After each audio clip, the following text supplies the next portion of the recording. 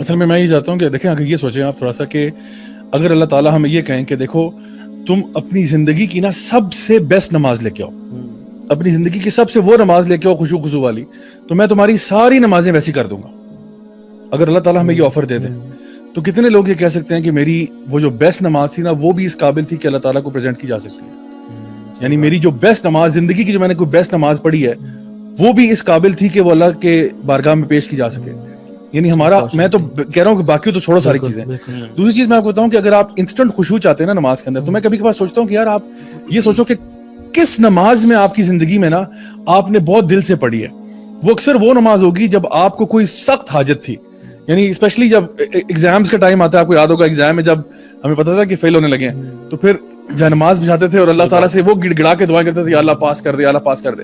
یا جب دکھی تھے، کسی بھی کوئی ٹریجڈی ہو گئی، دل ٹوٹ گیا ہو وغیرہ، پیار میں ناکامی ہوئی ہو، تو انسان اس ٹائم پہ جس طرح سے اللہ کو پکارتا ہے نا، وہ ایک مختلف پکار ہوتی ہے جو آپ کی روٹین میں نہیں آتی. اب اس کے پیچھے اگر آپ انالیسس کریں تو ایک وجہ جو میں نے سمجھی ہے وہ یہ ہے کہ جب آپ کو اللہ تعالیٰ سے کچھ چاہیے ہوتا ہے نا شدت سے، تو آٹومیٹکلی آپ کی نماز کے اندر خشوع آ جاتا ہے، کیونکہ آپ اس جذبے سے پڑھتے ہو کہ یا اللہ پلیز دے دے. پھر آپ کے الحمدللہ رب العالمین میں آپ کے آنسو نکلیں گے کہ آپ کہو گے کہ یا اللہ بس مجھے تو دے دے کسی طریقے سے. اور پھر آپ قل اللہ پڑھو گے یا قل اعوذ برب الفلق پڑھو گے یا قل اعوذ برب الناس پڑھو گے، کچھ بھی پڑھو گے، اس میں آپ کے آنسو نکل رہے ہوں گے کہ یا اللہ بس مجھے عطا فرما دے، مجھے تجھ سے بس یہ ایک چیز چاہیے.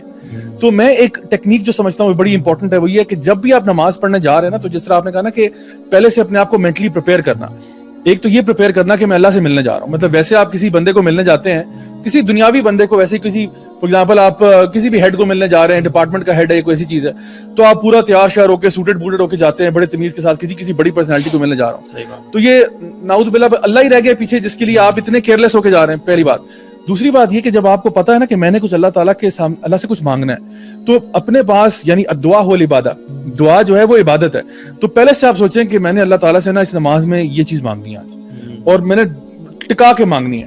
تو اس سے لے کے آنی ہے، میں نے اتنا مطلب گڑ گڑا کے اللہ تعالیٰ کے آگے مطلب یعنی دعا کرنی ہے کہ اللہ تعالیٰ میری جو ہے نا دعا قبول فرمائے، کیونکہ پوری نماز ہی آپ سمجھے دعا ہے. تو آپ اس نماز میں جب انٹر ہوتے ہیں نا، تو پھر آپ کو جب پتا ہوگا نا کہ میں نے یہ چیز ڈیمانڈ کرنی ہے اللہ تعالیٰ سے، تو میں سمجھتا ہوں ایک طریقہ جو ہے نا خشوع حاصل کرنے کا وہ یہ ہے کہ کانشیسلی گو انٹو ایوری صلاح with kind of a vision اور اے ویو کہ میں نے یہ اللہ تعالیٰ سے اس دفعہ ڈیمانڈ کرنا ہے. سبھی لوگ تو نماز میں دعا کرنا اس کو مکروہ سمجھتے ہیں یا حرام سمجھتے ہیں.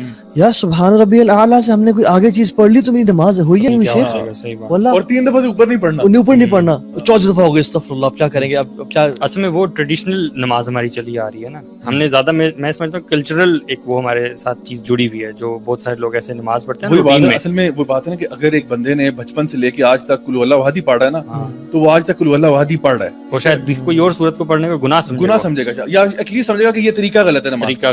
دیکھیں کام علمی جو ہے نا، ہم سے میں خود ہی سمجھتا تھا پہلے جب دن میں نہیں تھا نا، سبحان ربی العظیم کے علاوہ تو کچھ پڑھنا ہی نہیں ہے، جائز ہی نہیں ہے.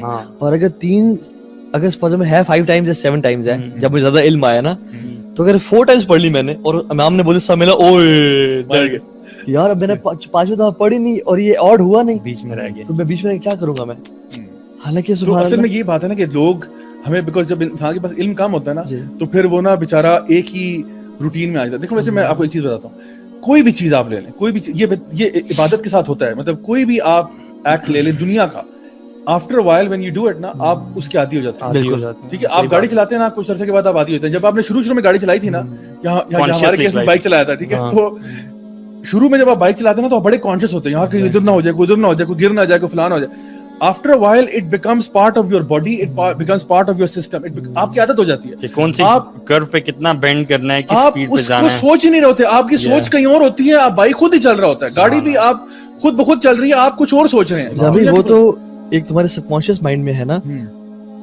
کل جب میں نے خرم بھائی کے والد صاحب کو کی ڈیڈ باڈی کو اللہ تعالیٰ ان کی بخشش فرمائے، درجات بلند فرمائے، ہاتھ لگایا نا، میرا جسم کانپ گیا کہ یہ ڈیڈ انسان ہے اور یہ ڈیڈ باڈی ہے. اور میں نے کافی عرصے بعد کسی ڈیڈ باڈی کو ہاتھ لگایا اور اپنے سامنے دیکھا. لیکن جو قبرستان میں جو قبر کھودنے والے اور وہ لوگ تھے نا، ان کے لیے کچھ بھی نہیں تھا. اچھا بیزار لوگ تھے وہ. پھر ان کا ایٹیٹیوڈ کیا کہ وہ نا، مطلب ہمیں نا، میں آپ کو ان کی وہ نہیں ایکسپوز کرنا چاہ رہا وہ کیا کیا ڈیمانڈ کر رہے تھے، لیکن جو قبرستان والے لوگ تھے جو قبر کھودوانے کے لیے ٹائم پہ، سبحان اللہ، اور ان کی ایکٹیویٹیز اور سب کچھ دیکھیے they were desensitized کہ یار مردے کو آپ قبر میں روزانہ اتارتے ہو تو آپ کا تو تقوی کا وہ لیول ہونا چاہیے کہ جو ہم اس دن فیل کرتے ہیں, لیکن آپ کو تو پرواہ کوئی نہیں. وہی بات ہے نا, آپ کوئی بھی چیز بار بار کرتے ہو نا تو وہ آپ کی عادت بن جاتی ہے. اس کو مطلب اس عادت کے فارم سے باہر نکالنے کے لیے آپ کو کانشیس ایفرٹ کرنا پڑتا ہے. اور یہ میں آپ کو بتاؤں, یہ ہر عبادت کے ساتھ بریک دی سرکل, وہ ایک سائیکل آپ نے توڑنی ہے اور آپ نے اس میں کچھ نیا لے کے آنا ہے, آپ نے کچھ نئی چیز لانی ہے. یا ادراک ہونا بھی ضروری ہے, علم ہونا, اس should be backed by some علم نا, جس کو آپ ریوائز کرتے ہو بعد. لیکن جس طرح آپ اگر نماز کی بات کریں نا, اگر آپ اپنے آپ کو یہ مشن دیتے ہیں کہ یار میں نے نا ہر ہفتے نماز کے اندر کچھ نئی صورتیں لے کے آنی, میں وہ صورتیں نہیں پڑھوں گا جو میں بچپن سے پڑھتا آ رہا ہوں, چاہے وہ قل اللہ احد ہو, قل اعوذ برب الفلق ہو, ناس ہو, کچھ بھی ہو, یار میں نے کوئی نئی صورت پڑھنی ہے بیکاز میں اپنی نماز کو نا خوبصورت بنانا چاہتا ہوں. میں نے کچھ نئی دعائیں سیکھنی ہیں, یعنی جو کہ تشہد میں میں پڑھ سکوں, جو سجدے میں جو نا مانگ سکوں, جو رکوع میں مانگ سکوں. I have to push myself کہ یار میں نے اپنی نماز کی کوالٹی کو چینج کرنا ہے. ہر دفعہ میں اللہ تعالیٰ کے سامنے وہی منہ اٹھا کے پہنچ جاتا ہوں, وہی باتیں کہتا ہوں ریپیٹ پہ, تو وہ عادت بن جاتی ہے. اور پھر ہم لوگ کیا کرتے ہیں, اس عبادت کے اندر ہم ٹیون آؤٹ کر جاتے ہیں. بالکل. تو اس ٹیوننگ آؤٹ کو روکنے کے لیے نا آپ جب اس میں جان بوجھ کے سوچو گے نا کہ یار میں نے آج یہ صورت پڑھنی ہے, میں نے ابھی سیکھی ہے. اور میں سمجھتا ہوں کہ جو بندہ بھی قرآن حفظ کر رہا ہے یا ایون ایک پورشن بھی حفظ کر رہا ہے, اس کے لیے بڑی زبردست پریکٹس کی جگہ کہ نماز میں پریکٹس کرے. غلطی سے نہ ڈریں, غلطی ہوگی تو کیا ہوگا, کوئی بات نہیں, وہیں پہ اللہ اکبر کر کے رکوع میں چلے جانا, what's the big deal, right. 2-3 آیتیں تو نکل ہی آئیں گی نا, تو ٹھیک ہے الحمدللہ کام ہو گیا. سو کوشش کرنی چاہیے کہ جب آپ اس مونوٹنی کو توڑو, جب تک آپ اس مونوٹنی کو نہیں توڑیں گے نا, آپ کے لیے نماز کے اندر خشوع حاصل کرنا بڑا مشکل ہو جائے گا. بیکاز آپ کے جسم, آپ کا دماغ یہ بالکل اس پورے پروسیس کا عادی ہو چکا ہے, اور پھر ہم اس کو بڑا ہلکا لے رہے ہوتے ہیں. حالانکہ نبی کریم صلی اللہ علیہ وسلم کی آنکھوں کی ٹھنڈک نماز تھی. یعنی پورے دن میں جب آپ ایگزاسٹ ہو گئے, آپ تھک گئے, آپ چکنا چور ہو چکے ہیں, آپ نماز پڑھتے ہیں اور آپ ریلیکس ہو جاتے ہیں. ہم نماز میں بھی ریلیکس نہیں ہوتے. کیوں؟ کیونکہ ہم نماز بھی بھاگم دوڑ پڑ رہے ہوتے ہیں, سر سے اتارے ہوتے ہیں. یہ جو لوگ اس میں سوال کریں گے کہ کیا رکوع میں سبحان ربی الاعلیٰ کے علاوہ اور دعائیں ہیں؟ واللہ مطلب لوگوں کو یہ بھی نہیں, بیسک بھی نہیں پتا. میں نے حدیث پڑھی, اس میں اللہ کے رسول صلی اللہ علیہ وسلم کے الا انی نہیکم ان اقرأ القرآن راکعا او ساجدا, میں نے تمہیں منع کیا قرآن پڑھنے سے رکوع کی حالت میں یا سجدے کی حالت میں. اور پھر رکوع میں کیا کرو, فعظموا فیہ رب جل وعلا, اپنے رب کی نا عظمت اور کبریائی بڑائی بیان کرو. وفی السجود فاکثروا, بلکہ فاجتہدوا فی الدعاء, سجدے میں مطلب مجاہدہ کرو, جہاد کرو, کثرت سے دعائیں کرو. اور ہم لوگ تو رکوع میں, اب رکوع کی جو دعائیں ہیں مطلب ایک دو اگر ہم بتائیں, اللہم لک رکعت وبک آمنت ولک اسلمت خاشع لک سمعی وبصری ومخی وعظمی وعصبی. ان کے مطلب بتاؤ تو تب مزہ آتا ہے نا. اصل بات بھی تو یہ ہے, مطلب پڑھے تو بندہ مطلب کسی اور دنیا میں چلا جاتا ہے. یار خاشع لک سمعی وبصری, یا اللہ میری سماعت کام ڈر گئی اور میری آنکھیں ڈر گئی تیرے سامنے. اور سجدے میں کہ اللہم لک سجدت وبک آمنت ولک اسلمت سجد وجهي للذی خلقہ وصورہ وشق سمعہ وبصرہ. اور دعائیں مطلب انسان کثرت سے جب مانگنا شروع کرے سجدے میں. عبداللہ بن مسعود نے نا ایک دفعہ اللہ کے نبی کے ساتھ نماز پڑھی, اور اس میں جب وہ ساتھ کھڑے ہوئے تو اللہ کی میں نے سورہ بقرہ شروع کر دی. اچھا رسول صلی اللہ علیہ وسلم نا خاموش نماز میں, جب وہ آئے تو سورہ بقرہ شروع کی.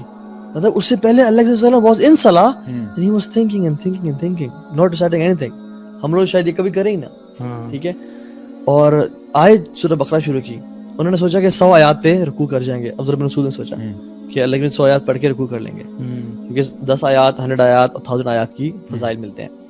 تو انہوں نے کنٹینیو کیا, انہوں نے کہا شاید سورہ بقرہ پڑھ کے رکوع کر لیں گے.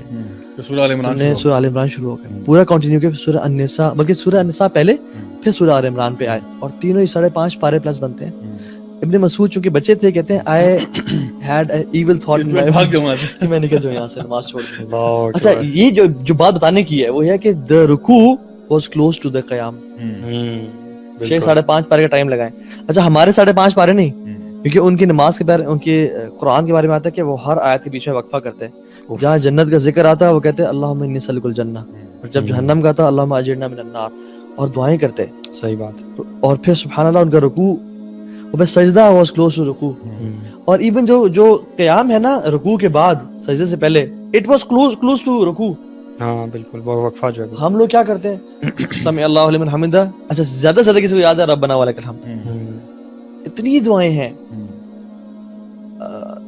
ایک دعا آتی ہے سمع اللہ لمن حمدہ, اللہم مجھے خیر بھول حمدن گئی. کثیرن طیباً یہ تو بڑی مبارکاً فیہ، کامن ٹھیک ہے، یہ تو لوگ پڑھتے اللهم ہیں. لك الحمد لیکن ملء ایک لمبی بھی السماوات وملء ہے. الارض وما بينهما وملء ما شئت من شيء بعد ہاں اهل بالکل الثناء والمجد احق ما قال. لمبی دعا. بالکل. تو ہمیں نے کبھی زندگی میں سیکھی نہیں.